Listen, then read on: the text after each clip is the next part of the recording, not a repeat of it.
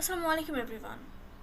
আমি ভিডিও বানাই না বেশ কয়েক মাস বছর হয়ে গেছে, বাট ইদানিং একটা টপিক সোশ্যাল মিডিয়াতে প্রচণ্ড পরিমাণ ভাইরাল অ্যান্ড প্রচণ্ড পরিমাণে অ্যালার্মিং বলে আমার কাছে মনে হয়েছে, যেটার কারণে আজকে এত বছর পরে আবার ভিডিও বানাতে বসলাম। ভেবেছিলাম কিছু বলবো না বা বানাবো না, বাট তারপর মনে হলো যে না, অ্যাকচুয়ালি কিছু বলা উচিত। যে তিশা অ্যান্ড মুশতাক এই টপিকটা এখন বাংলাদেশে একটা হট টপিক, অ্যান্ড বাংলাদেশ তো ভাই রুচির দুর্ভিক্ষ তো অবশ্যই চলতেছে। অ্যান্ড আমি ঠিক বুঝতে পারতেছি না যে অ্যাকচুয়ালি সোসাইটি বা এই নেশনটা কোন দিকে যাচ্ছে। I really don't know. এই যে তিশা আর মুশতাক, ফার্স্টেই আসি, তিশাকে মানুষ গোল্ড ডিগার বলতেছে অ্যান্ড অল। আমি জানি না ও গোল্ড ডিগার কি না, আমি জানি না ওর পার্সপেক্টিভ কি, ও কি কারণে এই কাজ করছে, I don't have any idea. আমি জাস্ট একটা কোশ্চেন ওকে করতে চাই যে আপু, তুমি যে কজগুলো দিয়েছো যে আহ, তোমার ফ্যামিলি তোমাকে ডমিনেট করে অ্যান্ড অল স্টাফস, এটা খুব কমন একটা প্রবলেম ইন এভরি সোসাইটি। হ্যাঁ, আমি বলতেছি না যে তোমাকে মাইরা ফাটাই দিছে, হসপিটালাইজ করতে হয়েছে, it's a good thing, I am not saying that. আমি তোমাকে জাস্ট এতটুকু বলতেছি যে it's a very common phenomena. হ্যাঁ, প্রতিটা বাসায় হচ্ছে। বই পড়তে, পরীক্ষা শেষ হয়ে যাওয়ার পর বই পড়তে দিচ্ছে না, আই মিন গল্পের বই পড়তে দিচ্ছে না, দেন হচ্ছে লাইক পড়তে বসতে বলতেছে, কম্পিউটার ক্লাস করতে বলতে, খুব কমন জিনিস বাংলাদেশে। সব বাসায় সব বাবা মার এই কাজগুলো কম বেশি করে। অ্যান্ড বাট এটার জন্য কি তুমি তোমার থেকে না, অনলি তোমার বাবার থেকে 8 বছরের বড় একটা লোককে বিয়ে করবা? Is it the solution? তুমি আমার থেকে এক ব্যাচ কি 2 ব্যাচ ছোট হবা। লিসন, একটা কথা বলি, লাইফটাকে যেরকম দেখতে মনে হচ্ছে, লাইফটাকে সেরকম লাগবে না। আর 1 বছর, ফার্স্ট ইয়ারে পড়ো না সেকেন্ড ইয়ারে পড়ো, আই ডোন্ট নো। যদি সেকেন্ড ইয়ারে পড়ো তাহলে তো বলবো আর কয়েকদিন পর, আর যদি ফার্স্ট ইয়ারে পড়ো তাহলে বলবো আর 1 বছর পর। সো একটা নর্মাল কথা বলি তোমাকে, সেটা হচ্ছে যে তুমি নিজেকে আজ থেকে 10 বছর পর কোথায় কল্পনা করতেছো, যেখানে তোমার ফ্রেন্ড সার্কেল তখন নিউলি ম্যারেড হবে, তখন তাদের নতুন নতুন সব কিছু। ইন দ্যাট মোমেন্ট তুমি কি এমন একজন মানুষের সাথে থাকতে চাচ্ছ যেখানে তোমার তার সাথে লাইফটা এইভাবে স্পেন্ড করতে হবে যে like he sick hospital to বাসা অর সামথিং লাইক দ্যাট? তখন কি তোমার ভালো লাগবে? অ্যান্ড আমার একটা সিম্পল কথা আছে, তুমি 18+, বাট তোমাকে আমার প্রচণ্ড পরিমাণ ইম্যাচিওর্ড মনে হয়েছে।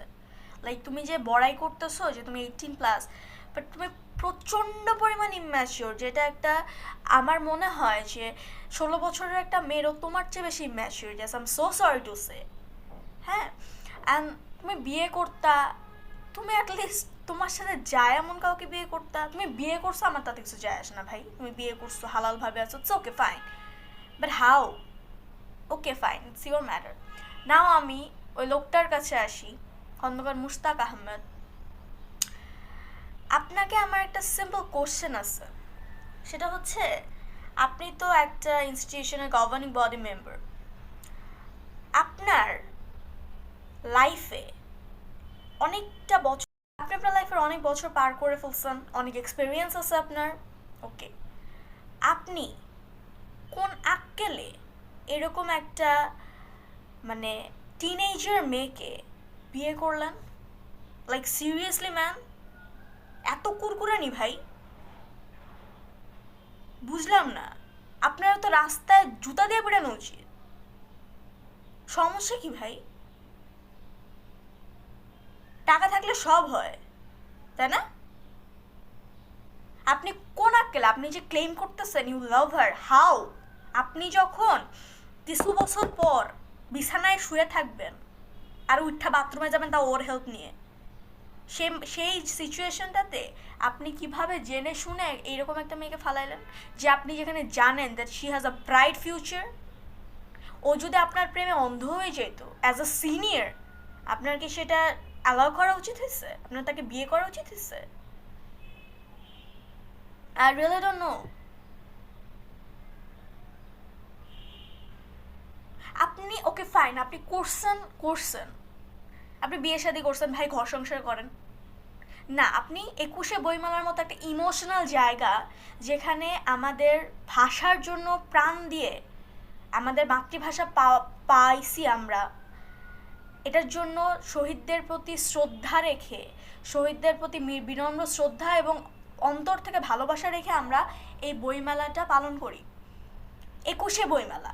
আপনি এরকম একটা জায়গায়, যেখানে জাফর ইকবাল স্যার, হুমায়ুন আহমেদ স্যার, রবীন্দ্রনাথ ঠাকুর, কাজী নজরুল ইসলাম, এছাড়া আরও অনেক নবীন লেখক, ভালো ভালো লেখকরা তাদের বই পাবলিশ করছে, সেখানে আপনি আপনার প্রেম কাহিনী শোনাইতে চলে আসছেন। লাইক সিরিয়াসলি, কি করতে?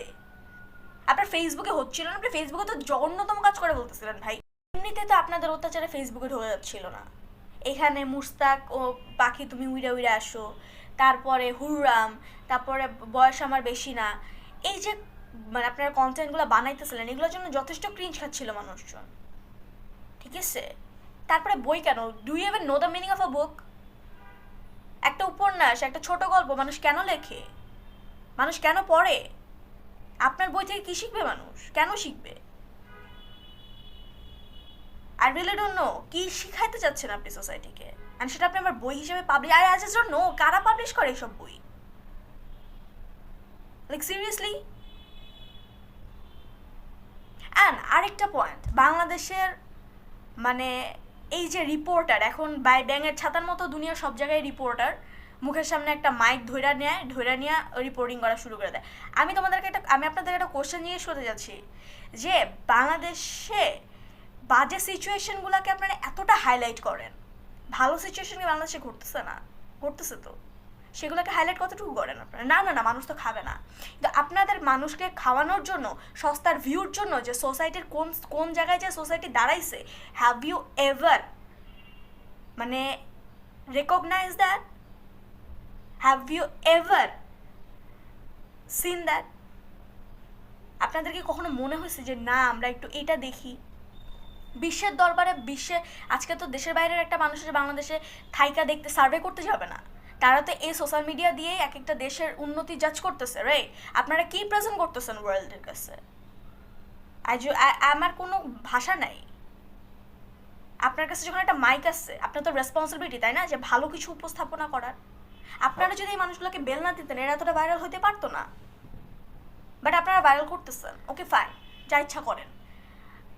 ইভেন আমি সস্তার এই রিপোর্টারদের কথা আমি বাদ দিলাম, আমি আমাদের জয় ভাইয়াকে একটা কোশ্চেন করতে চাই। ভাইয়া, আপনি তো বাংলাদেশের একজন গুণী ব্যক্তিত্ব, আপনাকে আমি যখন কিছু বুঝি না, ছোট, তখন থেকে দেখতেছি নাটকে, আপনি একজন অভিনেতা,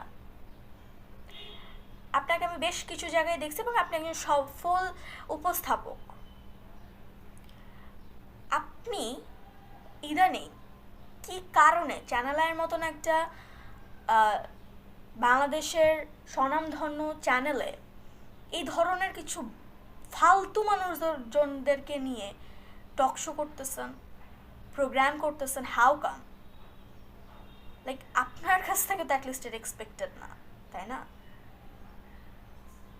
হোয়াট এভার, আমার জাস্ট এতটুকুই বলার আছে যে বাংলাদেশে যে রুচির দুর্ভিক্ষ চলতেছে, সে দুর্ভিক্ষটা আসলে এখন দুর্ভিক্ষর মধ্যে নাই, চলে গেছে, এখন এটা মহামারীর আকার ধারণ করছে, টু বি ভেরি অনেস্ট। আর এই মহামারীর জন্য কোনো ভ্যাকসিন আছে কিনা আমি জানি না, আই রিয়েলি ডোন্ট নো। শেষমেশ একটা কথাই বলবো, যে তিশা, মুস্তাক ভাই, তোমরা যা মন চায় করো, অ্যাটলিস্ট সোশ্যাল মিডিয়াতে এসে সোশ্যাল মিডিয়া নোংরা করো না, ঠিক আছে? বিয়ে করছো, সংসার করো, বাচ্চা কাচ্চা পয়দা করো ভাই, সবার মেন্টাল হেলথ নিয়ে লাফালাফি করো না। সবার লাইফে বহুত কাজ আছে, বহুত তারা প্যারায় থাকে, ফেসবুক খুললেই এই তোমাদের তামসা দেখার টাইপ বাংলাদেশের মানুষের নাই ভাই, মাফ চাই।